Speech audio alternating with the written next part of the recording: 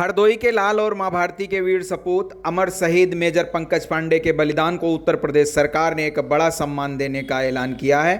हरदोई दौरे पर पहुंचे प्रदेश के उप मुख्यमंत्री ब्रजेश पाठक ने कहा कि स्थानीय मेडिकल कॉलेज का नाम अब अमर शहीद मेजर पंकज पांडे के नाम पर रखा जाएगा। इसके लिए पत्रावली मंगवाकर आवश्यक कार्रवाई की जाएगी।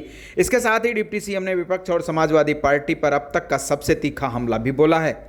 शहीदों की चिताओं पर लगेंगे हर बरस मेले, वतन पर मरने वालों का यही बाकी निशा होगा। हरदोई में आज कुछ ऐसा ही नज़ारा देखने को मिला जब सीतापुर रोड स्थित शहीद स्मारक पर अमर शहीद मेजर पंकज पांडे की पुण्यतिथि पर पूरा इलाका भारत माता की जयकारों से गूंज उठा। इस भावुक और गौरवशाली पल के साक्षी बने उत्तर प्रदेश के उप मुख्यमंत्री ब्रजेश पाठक। डिप्टी सीएम ने मुख्य अतिथि के तौर पर शामिल होकर शहीद मेजर पंकज पांडे की भव्य प्रतिमा का अनावरण किया और उन्हें भावभीनी श्रद्धांजलि अर्पित की।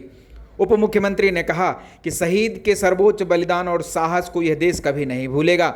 इस श्रद्धांजलि सभा के दौरान एक बेहद संवेदनशील और भावुक पल तब आया जब शहीद मेजर के पिता अवधेश कुमार पांडे ने मंच से एक मांग उठाई। उन्होंने रूंधे गले से कहा कि उनके वीर पुत्र की स्मृति को हमेशा जिंदा रखने के लिए हरदोई मेडिकल कॉलेज का नाम शहीद मेजर पंकज पांडे के नाम पर रखा जाए।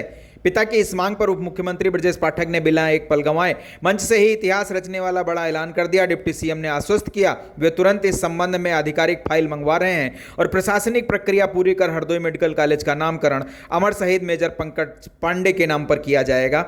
ऐसा काम वो करेंगे। एक तरफ जहां शहीद के सम्मान में डिप्टी सीएम की संवेदनशीलता दिखी, तो वहीं दूसरी तरफ पत्रकारों से बात करते हुए छात्रों के प्रदर्शन की आड़ में राजनीति कर रहे विपक्ष को आड़े हाथों लेते हुए डिप्टी सीएम ने कहा कि लोकतांत्रिक मर्यादाओं के खिलाफ है। उन्होंने सीधे समाजवादी पार्टी पर हमला बोलते हुए कहा कि जब जब सपा सत्ता में रही है तब तब यूपी में सिर्फ अराजकता, गुंडागर्दी और दंगों का राज रहा है। उन्होंने कहा कि मुजफ्फरनगर दंगों की याद दिलाते हुए यह भी आरोप लगाया कि संभल में हुए दंगे की घटना में भी सीधे तौर पर समाजवादी पार्टी के लोगों का ही हाथ है।